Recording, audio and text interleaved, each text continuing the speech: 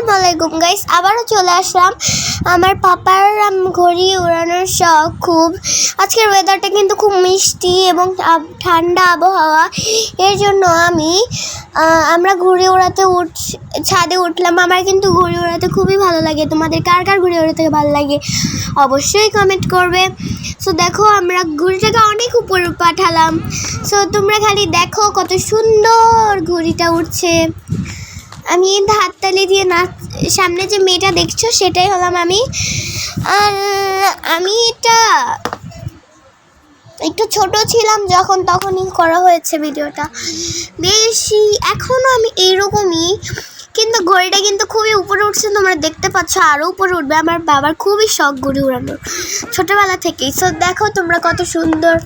আমার কিন্তু ঘুড়ি উড়াতে খুবই ভালো লাগে। সো বিকজ এখন আমি আমার ভাইকে দেখাবো একটু।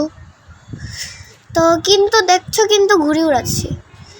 সো এটা হচ্ছে আমার পিচ্ছি ভাই, কত সুন্দর কিউট না বলো? মাশাআল্লাহ বলবা কিন্তু আমার ভাইটাকে দেখে।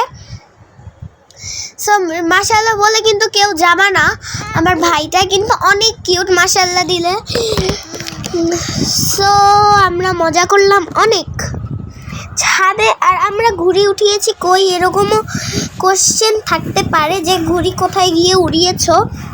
সো ওয়েদারটা দেখে কিন্তু বোঝা যাচ্ছে আমরা ছাদে ঘুড়ি উঠিয়েছি। দেখো আমার দুষ্টু ভাইটা কি করছে। সো তোমরা কিন্তু বুঝতেই আসো যে ও কত মজা নিচ্ছে, পাপা ঘুড়ি উড়াচ্ছে ওদিকে।